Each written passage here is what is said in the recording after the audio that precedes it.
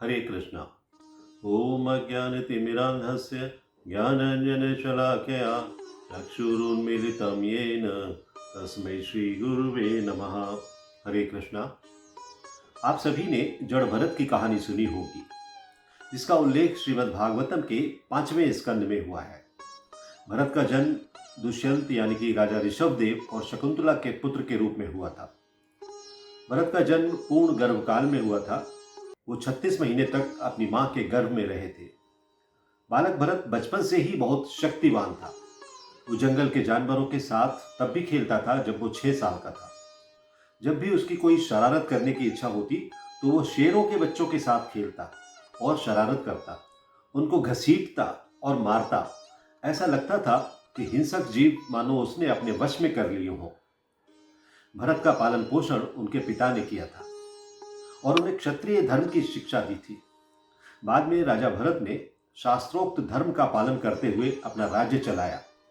उन्होंने विशाल भूमि क्षेत्र पर शासन किया। आज भी हमारे देश को राजा भरत की भूमि अर्थात भारतवर्ष कहा जाता है। विश्वरूप की पुत्री पंचजनी से उनको सुमति, राष्ट्रभूत, सुदर्शन, आवरण और धूम्रकेतु नाम के 5 पुत्र थे। एक गृहस्थ के रूप में अपने कर्तव्यों को पूरा करने के बाद उन्होंने वानप्रस्थ और सन्यास के जीवन पर विचार किया और अपने सभी कर्तव्यों को अपने बच्चों को सौंप दिया। इसके पश्चात वो एक जंगल में चले गए और मुक्ति प्राप्त करने के लिए अंतिम उद्देश्य से ध्यान योग में जुट गए। उनकी सभी भौतिक कामनाएं दूर हो गईं और वो भगवान श्री कृष्ण की भक्ति में रमण करने लगे। दिन प्रतिदिन उनका परमात्मा के प्रति ध्यान बहुत दृढ़ होता जा रहा था। वो अपने जीवन के अंतिम दिन परम ज्ञान की खोज में बिता रहे थे। एक बार ऐसा हुआ कि राजा भरत नदी के तट पर शांति से ध्यान कर रहे थे। ठीक उसी समय एक अकेली गर्भवती हिरणी नदी से पानी पी रही थी और थोड़ी दूर से अचानक एक शेर ने दहाड़ लगाई। अपने ऊपर मौत का साया महसूस करती हुई हिरणी को बहुत घबराहट हुई और उसने जल्दी में भागने की कोशिश की और एक बड़ी चट्टान के ऊपर से नदी में कूद गई। ऊंची छलांग लगाते हुए बीच में ही उसने एक बच्चे को जन्म दिया जो नदी में गिर गया। मां हिरणी नदी के दूसरे छोर पर गिरी और एक चट्टान से जा टकराई और वहीं उसकी तत्काल मृत्यु हो गई। नदी के किनारे बैठे भरत की तपस्या उस शांत वातावरण में होने वाली आवाज से भंग हो गई और उस छोटे अनाथ हिरण के बच्चे के लिए उनका दिल करुणा से भर गया। ऋषि भरत तुरंत उठे और बच्चे को बचाने के लिए दौड़े। वो उसे पानी से बाहर ले आए और जब तक वो खुद अपनी रक्षा करने के योग्य न हो जाए तब तक उसके पालन पोषण की जिम्मेदारी उन्होंने अपने ऊपर ले ली। अब वो रोजाना अन्य जानवरों से उसके लिए दूध लाने लगे, उसको खाने के लिए घास का प्रबंध करने लगे। हिरण का वो बच्चा अपने आप को बहुत ही प्रसन्न महसूस करने लगा और भरत को अपनी मां मानने लगा। वो जैसे जैसे बड़ा होता गया उसका दिल खुशी से भरता गया। लेकिन ऐसा होने से भरत अपनी आध्यात्मिक यात्रा से भटक गए। कभी कभी वो अपने मन को सख्ती से रोकते थे और ध्यान करने की कोशिश करते थे।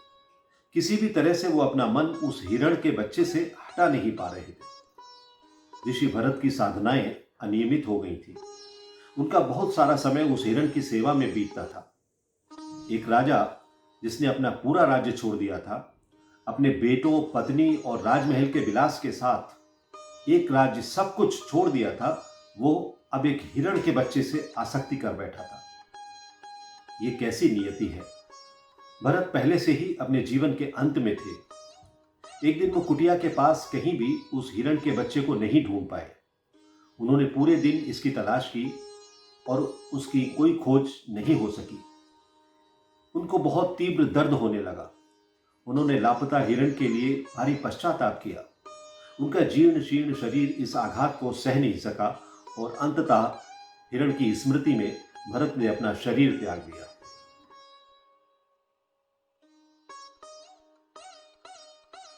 राजा भरत का हिरण के प्रति लगाव के कारण उनका पुनर्जन्म एक हिरणी के गर्भ में हुआ था। अपने अगले जन्म में हिरण के रूप में उन्होंने महसूस किया कि उनसे क्या बड़ी गलती हुई है। क्योंकि उन्होंने अपने अतीत में एक उच्च आध्यात्मिक पद की प्राप्ति की थी, इसलिए उन्हें अपने पिछले जन्म की याद थी। हालांकि एक हिरण के शरीर में जन्म लेने के बाद उसकी हरकतें योगी की थी। वो ऋषियों के आश्रम के पास जाकर बैठ जाता था। वो उन्हें मंत्र और भजन गाते हुए सुनता था। वो शांत आध्यात्मिक वातावरण में उनके आसपास रहना पसंद करता था। जैसे ही उनके इस शरीर का समय समाप्त हुआ, उन्होंने शरीर त्याग दिया और स्वर्ग की ओर बढ़ गए।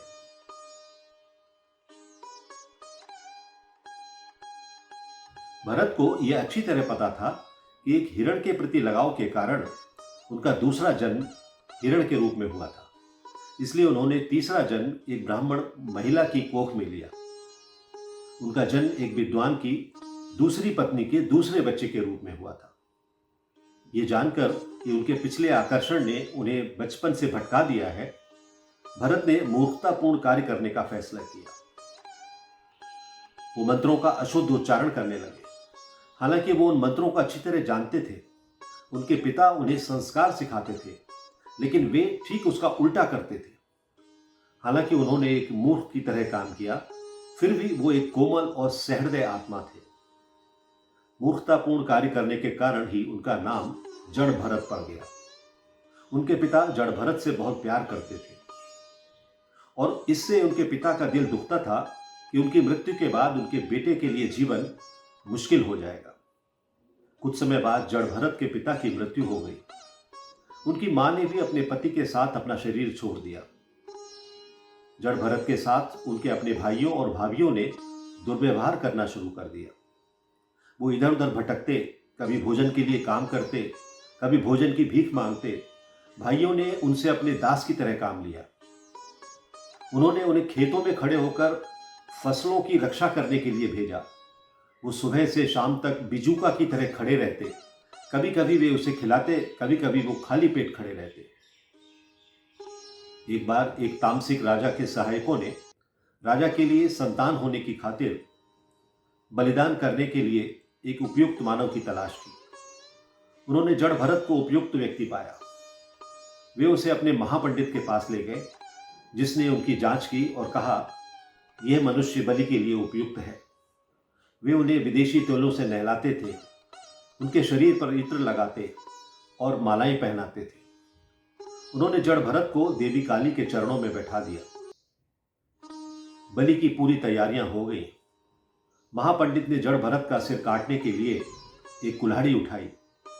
इस भयानक दृश्य को देखते हुए मूर्ति से काली मां प्रकट हो गई। हाथ में हथियार लेकर उसने सभी को कमरे में बंद कर सभी का नाश कर दिया और अपनी प्रतिमा में वापस चली गई।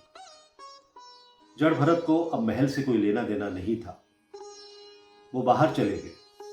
जब वो सड़क पर चल रहे थे तो कुछ पुरुषों ने उन्हें देखा और उन्हें अपने राजा की पालकी ले जाने का काम सौंपा। ये सिंधु और सौबीर राज्यों के राजा रहुगुण की पालकी थी। रहुगुण के बारे में भी आपने भागवतम में कथाएं सुनी होंगी। किसी शिकायत या विरोध के बिना जड़ भरत राजा की पालकी के वाहक बन गए। एक दिन जब वो राजा को अन्य वाहकों के साथ पालकी में ले जा रहे थे तो एक छोटा सा कीड़ा था जो उसी रास्ते पर चल रहा था। उस पर कदम रखने से बचने के लिए कि उसकी मृत्यु ना हो जाए, जड़ भरत ने अपना कदम बढ़ाया और पालकी बुरी तरह हिल गई। राजा ने वाहकों को डांटा। अन्य वाहकों ने इस घटना का जिम्मेदार जड़ भरत को ठहरा दिया। तब राजा ने उन्हें डांटा और सही व्यवहार करने की चेतावनी दी। जड़ भरत को जड़ भरत होने के कारण कोई फर्क नहीं पड़ा। उनसे किसी ने क्या कहा, उन्होंने किसी बात पर ध्यान नहीं दिया। एक बार फिर उनके रास्ते में एक कीड़ा आ गया और जड़ भरत ने उसे बचाते हुए फलांगा तो पालकी फिर से हिल गई और राजा ने व्यंग्य करते हुए कहा, आप बहुत गरीब बूढ़े आदमी लगते हैं।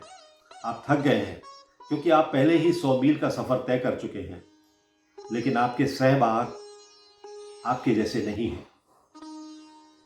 थोड़ी देर बाद पालकी फिर से हिल गई और इस बार राजा ने जड़ भरत को धमकी देते हुए कहा, तुम मूर्ख हो, तुम एक मरे हुए आदमी की तरह दिख रहे हो। राजा की आज्ञा को कैसे टालने की हिम्मत करते हो? तुम घमंड से मदहोश हो। अब तुम्हें सीख देना मेरा कर्तव्य बन गया है। जड़ भरत, जो जीवन भर चुप रहा, अब राजा से बोला, हे राजा, आप कितने असभ्य हैं। मैंने आपकी असुविधा की कीमत पर दूसरे जीव की जीवन की रक्षा की है। आपकी समझदारी कहां है? आप इतने संवेदनहीन कैसे हो सकते हैं? आप एक राजा के गौरवशाली परिवार से हैं और शास्त्रों की शिक्षाओं का भी आपको ज्ञान है। आप एक राजा होने के लायक नहीं हैं। यदि आपके पास दूसरे जीवों के लिए कोई दया नहीं है तो आप राजा नहीं हो सकते। अपने अहंकार को छोड़ दें और अपने कर्तव्यों को सही रूप से पूरा करें। सद्गुणों पर ध्यान केंद्रित करें और अपना अहम छोड़ दें। राजा एकदम हैरान था कि एक आदमी जो इतना मूर्ख दिख रहा था, वो उसे संबोधित कर रहा है और मूल्यों की बात कर रहा है। राजा एक सुसंस्कृत व्यक्ति था जिसने सही रूप से पूछताछ की। तुम एक समझदार व्यक्ति लग रहे हो। तुम हो कौन? मैंने तुम्हें पहले कभी नहीं देखा अपने राज्य में। तुम आखिर कहां से आए हो? तब जड़ भरत ने उत्तर दिया, हे राजा, मेरे अतीत में मुझे भरत के नाम से जाना जाता था। वास्तव में मैं आपका पूर्वज हूं। हम एक ही वंश से हैं। अंतिम सत्य की प्राप्ति के लिए जीवन में मेरा कोई उद्देश्य नहीं है। मैं भटक रहा हूं क्योंकि मेरी अब कोई इच्छा नहीं बची है।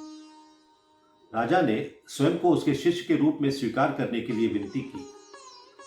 वो जड़ भरत को महल में ले गया और जड़ भरत ने अपने महल के अन्य सभी सदस्यों को योग में दीक्षा दी। जब तक उन्हें अभ्यास की कुछ बुनियादी बातें नहीं सिखाई जाती, तब तक जड़ भरत वहीं रहे और फिर महल छोड़कर फिर से लक्ष्यहीन होकर घूमते रहे, केवल परमात्मा पर ध्यान केंद्रित करते रहे। तो ये थी जड़ भरत की कहानी, जो उनके 3 जन्मों की व्याख्या करती है। जड़ भरत हमें सिखाते हैं कि परमात्मा की खोज करना और उनका आश्रय प्राप्त करना ही हर जीवात्मा का परम उद्देश्य होना चाहिए। तभी जीव जन्म, मृत्यु, जरा और व्याधि से बच सकता है। हरे कृष्ण।